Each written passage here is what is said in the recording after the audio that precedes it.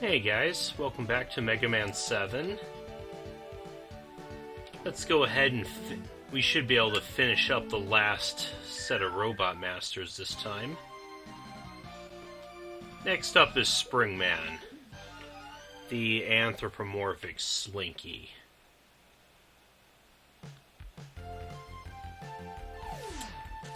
Now, I find Springman's level a little bit interesting because I've seen like development shots of some early concept designs for his level in an alpha build of this game, and it was actually very different from what we see here. The current level design is sort of like not too much to it. Sort of like just some sort of kind of generic toy factory, I guess. We got with lots of springs bouncing us everywhere.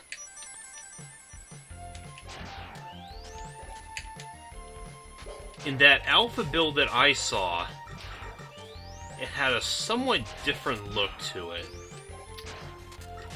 Before I get into that, though, a few things I want to point out is some of the stuff going on in the background.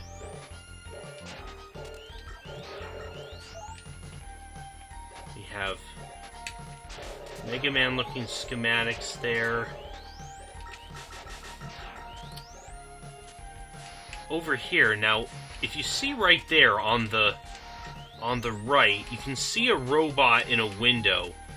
It kind of looks like Astro Man from Mega Man 8. Some people have pointed that out anyways, and it don't know if that's kind of foreshadowing. As you can see, a lot of this stuff is a lot more navigable with the super adapter. There's an energy tank for us. Anyways, oh, hold on a sec. Up here, you can change the direction of this by jumping on it. Changing it facing this way breaks this open. There we see, this is Otto's Hyperbolt that he was talking about earlier that we can now take to him. So like I said, this is sort of like almost got a sort of a space-looking theme in some parts, and otherwise just a toy factory-looking thing. Like I said, in that alpha build I was mentioning, this had more of the look of an abandoned toy factory. A lot of other references to other Capcom games. You'd see dolls laying around, some of Ryu from the Street Fighter games, as well as Nina from the Breath of Fire games. Sort of neat little shout-outs there. Springman's room in particular was a little creepy, actually. It was sort of an incinerator room where you have like an incinerator with a bunch of burning toys in the background. I don't know, just kind of neat the way they did it.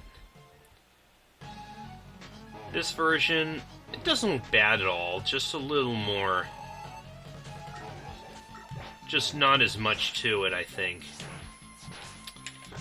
Springman himself, like I said, for an anthropomorphic Slinky, he's actually tougher than one would give him credit for.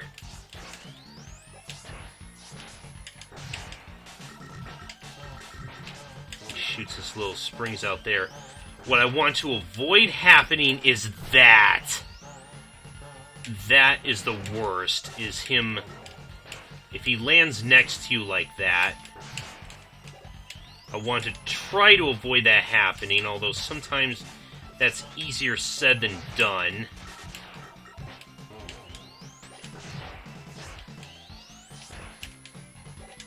Okay, got him. Nice.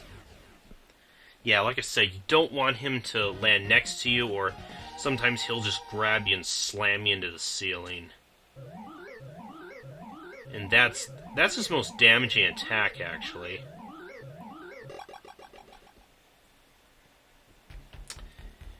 Anyways, from him we get the Wild Coil.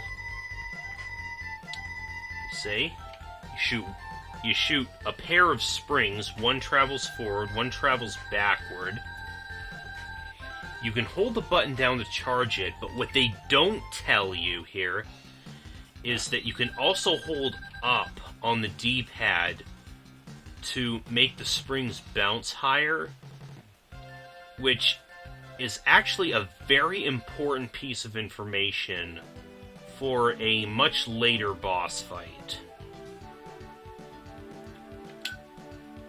So heading on, the next Robot Master, I think everybody knows this little trick here. If we hold the B button down and then press start,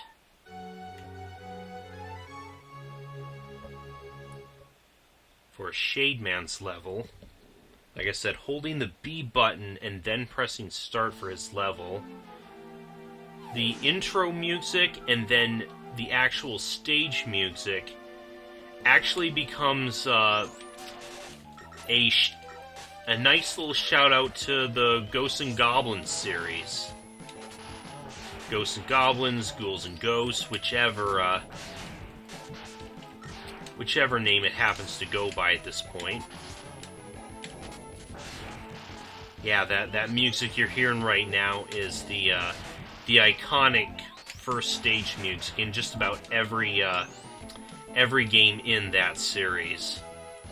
So yeah, neat how Capcom's little Easter eggs there.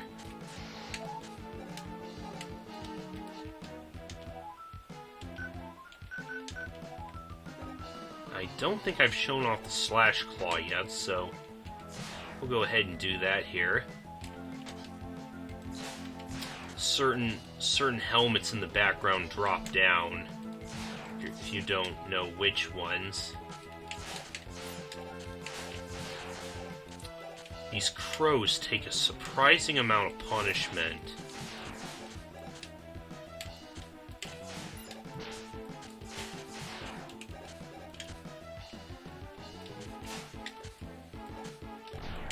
Our good friends, the Tauntauns.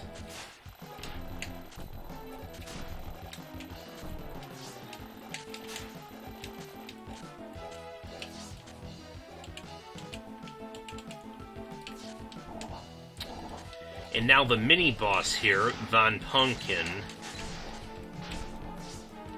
has two weaknesses. You can shoot that core that you see here, or you can shoot it in the eyes. Whichever weakness you shoot actually opens up a different path. For this one, we will open up this path. We will eventually want to check out both, however.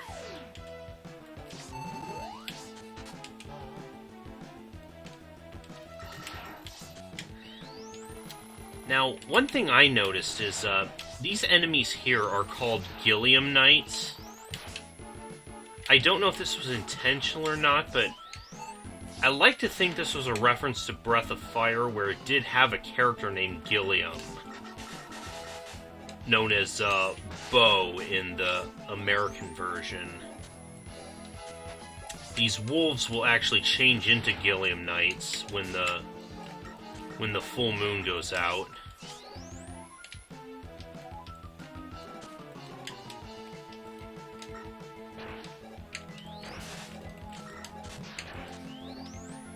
Now, here's the main reason for coming this path. We got that pretty cool-looking painting of Wily in the background. We call Rush Surge right underneath it.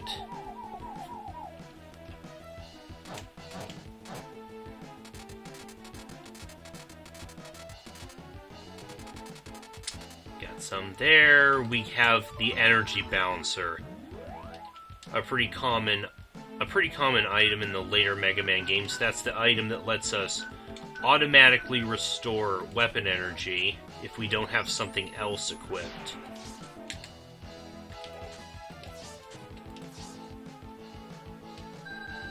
Oh, hey, Base. What are you doing here?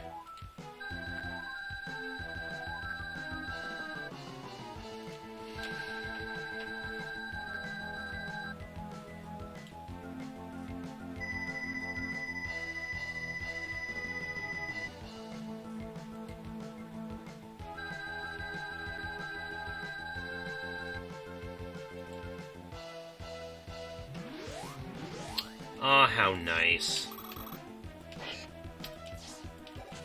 Anyways, here we are at Shade Man. Got his little vampire motif going here.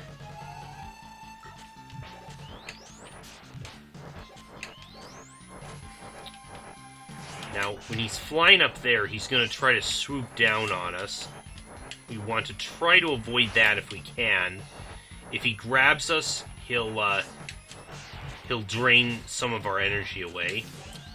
He lands, he will do that little stone gaze, and then he'll shoot his signature noise crush at us. And that's pretty much his pattern.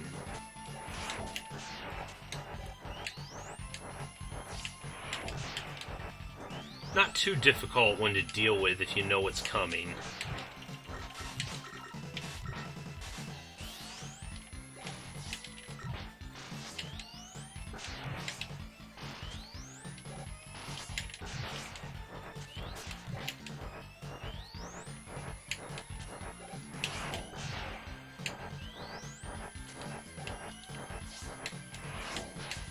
Aw, glanced me a little bit, but he didn't grab me.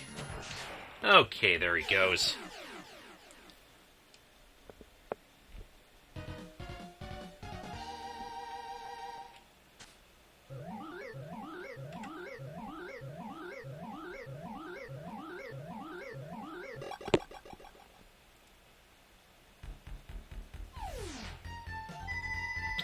And from him we get the crush noise, or noise crush, as they called it in the American version. Either way, what it does, we shoot sound waves at enemies. They bounce off walls, and if we absorb the wave after it's bounced off, it will charge the weapon. So pretty nice weapon, I would say.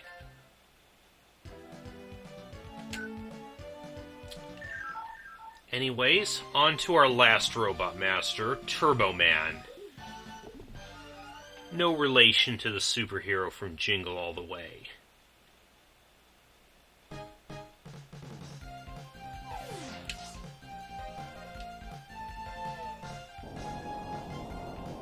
Right off the bat, this level gives us this guy.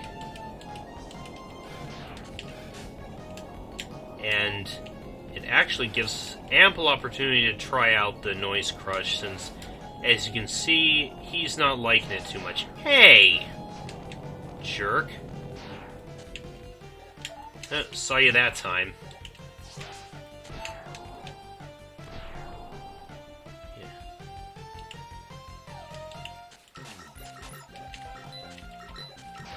These guys are... they're kind of like Mets, except they can be a little bit hard to hit.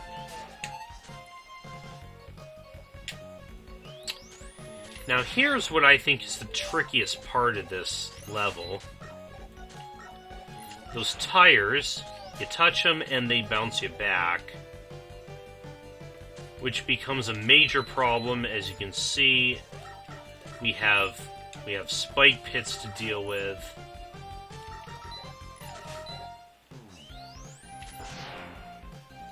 Okay. We don't want to fall through those tires either, as that'll take us back to a previous portion of the level. This jump is possible normally, but I find it a lot easier to use the super adapter.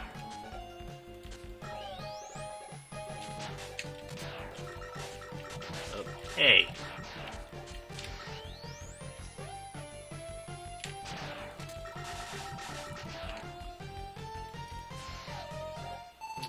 Now, one of these we want to, again, use Rush Search.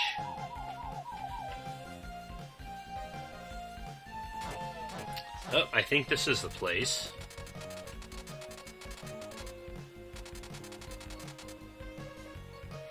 There it is. That gives us the, I think they call it the Hyper Rocket Adapter. It's a, it's an upgrade for the Super Adapter.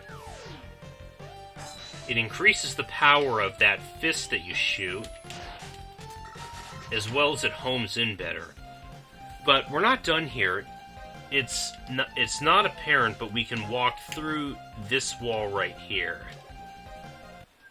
And that takes us to our second encounter with Proto-Man.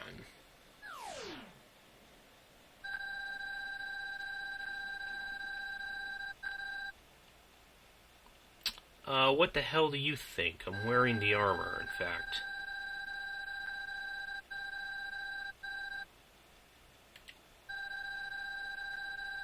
Yes, just like in Mega Man 6, we can't slide in the rush armor.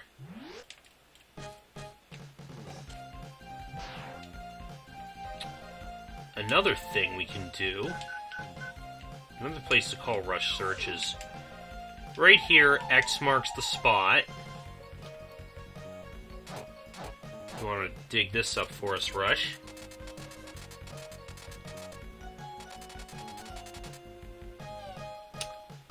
He digs up a giant bolt that's worth 100 bolts at the shop.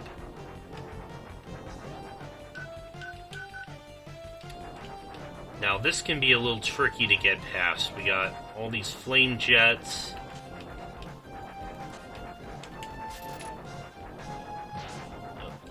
Yeah, it's kind of tough to get by anyway, so you might be able to get through with a little patience, but usually I don't bother too much. Those flame jets you saw there, very much like the lasers from Quickman's level in Mega Man 2. Those are an instant kill if they hit. So yeah, this level's just throwing all sorts of stuff at us. Because now we're dropped on the back of a truck, and we got this guy to deal with.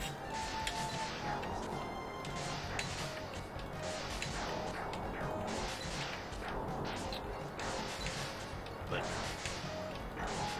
I prefer to use the Thunder Strike to hit him. If he doesn't block with his missiles, which he seems to really like doing right now. Oh, there we go.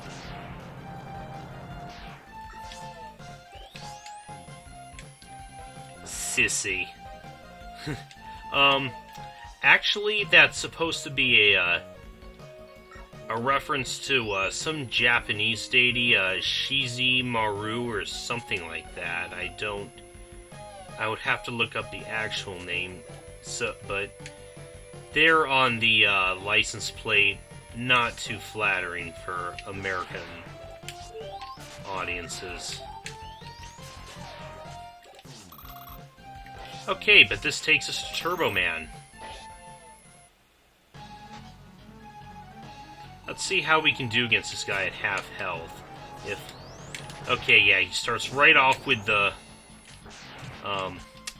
with the burning wheel. Oh, okay. Oh man, this might require some concentration because. Okay, damn it, nope.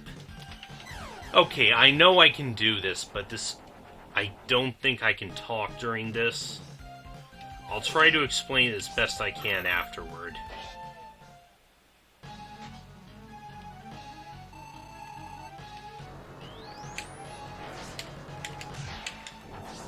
Oh, he dropped him early. You weren't supposed to drop him in front.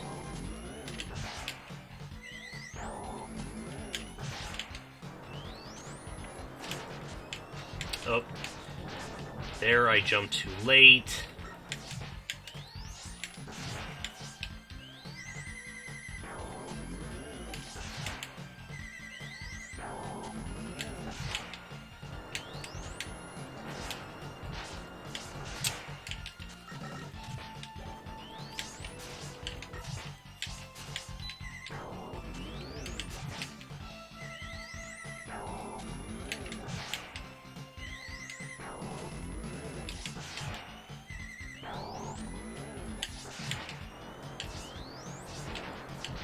Oh, and then I slid forward too fast. Okay. So I was kind of mucking it up, dodging his burning wheel, but when he turns into a car and charges at you, that you can avoid by just listening for his listening to when his tires stop screeching. That's when he's about to charge at you. So it was changed to Scorch Wheel in the American version, but the original name was Burning Wheel, which not too bad a weapon. It's one of those weapons that it travels along the ground. While not too terribly bad, I would consider it the weakest weapon of this game. But this all of a sudden, Base went berserk after I completed his repairs.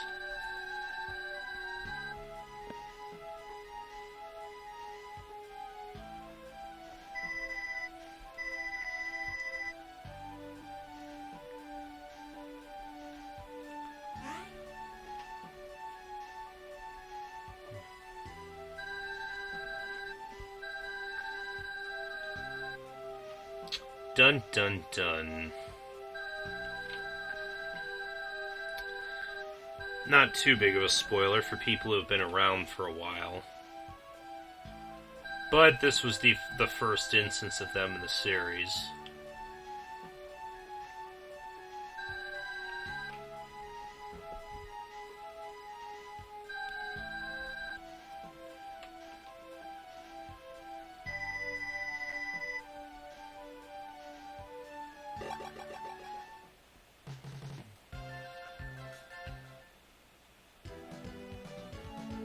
Okay, now we have access to Wily's Fortress. Before we do that, though, let me see. I think I've done a pretty good job of item collection throughout most of the stages. One of the only things I'm missing is in Shademan's level. And now here we get a chance to listen to his actual music without entering the that little Easter egg code. Still, I still really like this theme as well.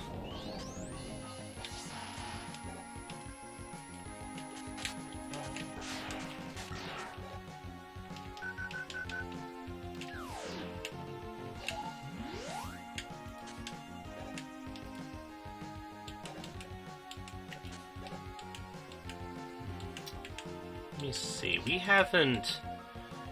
Oops, jerk. I haven't actually shown you the wild coil yet, have I?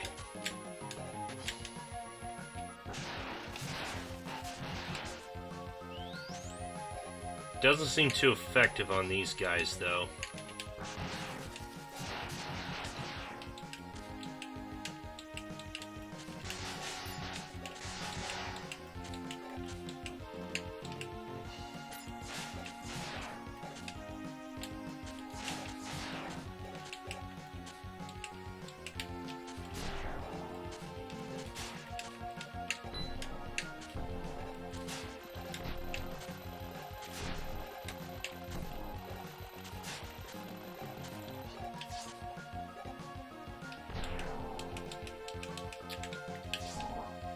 So, with Van Pumpkin this time,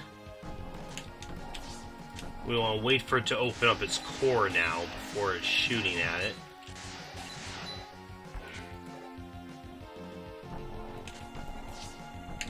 Because doing this will take us along a different path in the stage.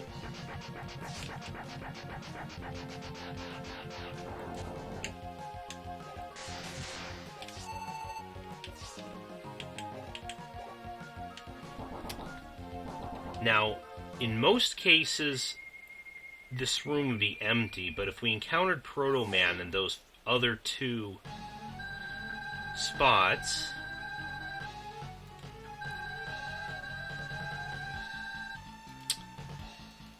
We get to actually fight him.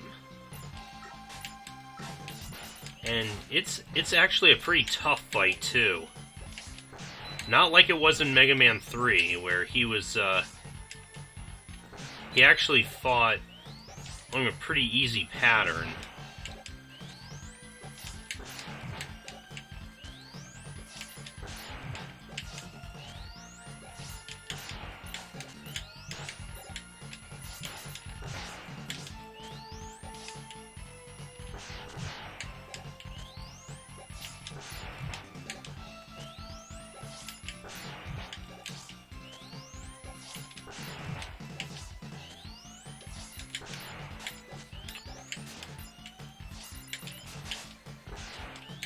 Oh, nice try.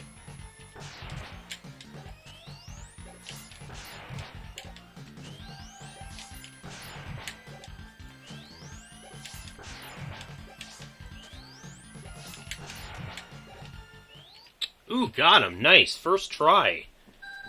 And not even from full health.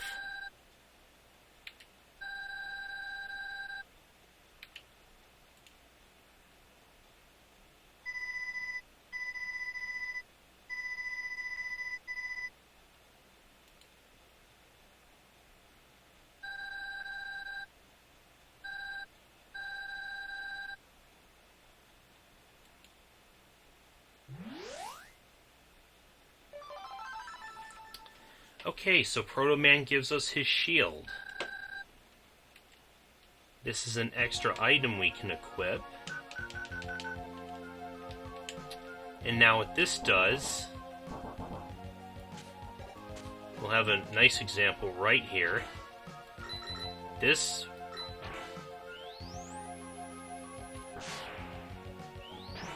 as you can see, this enables us to absorb certain projectiles. It would be a nice weapon.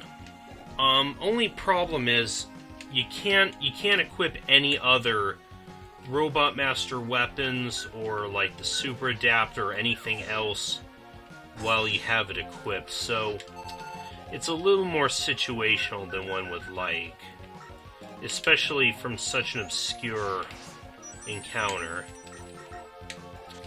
We did encounter this room before, but basically this requires you to use the burning wheel to light the candles to light the way, or alternately you can use the Thunder Strike to create a temporary flash that would let you see the layout of the room.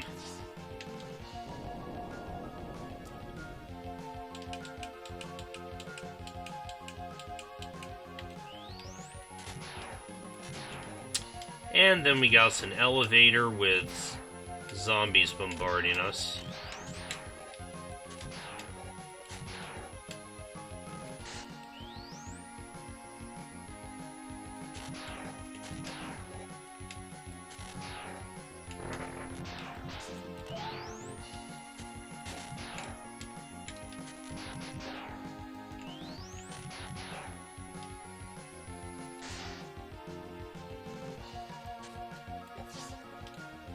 And that takes us back to where the paths intersected before.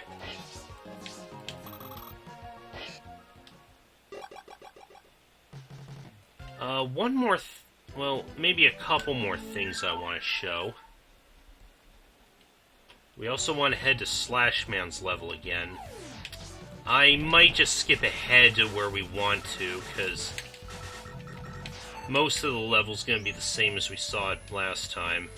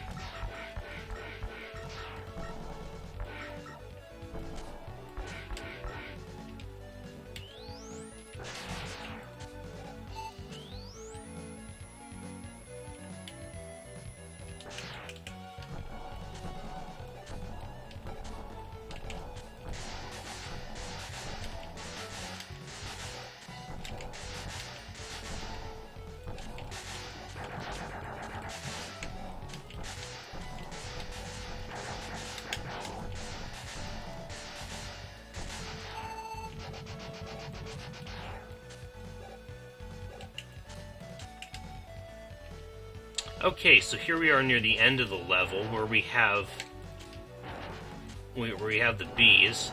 If you recall Proto Man's hint from back in Cloud Man's level, using the fire weapon, Turbo Man's weapon in this case, on the trees here, burns them down, which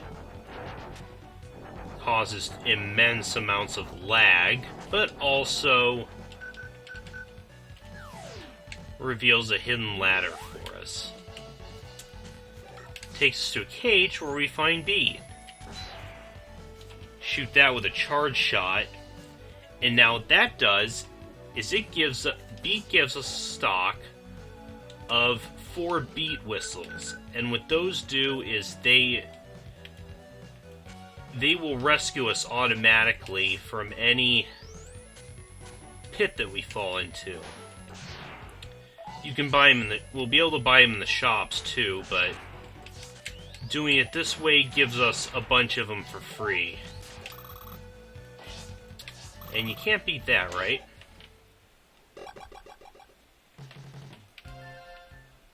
So last thing I want to show is let's head back to Auto Shop.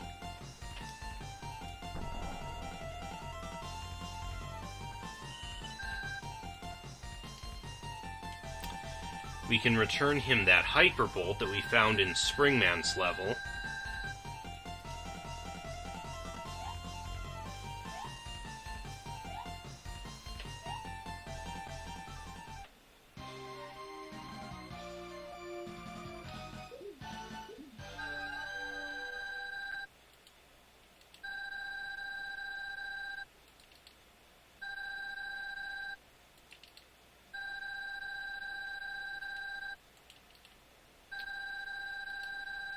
So doing this, the items that he sold before, now he sells at half price, as well as adds a few new items,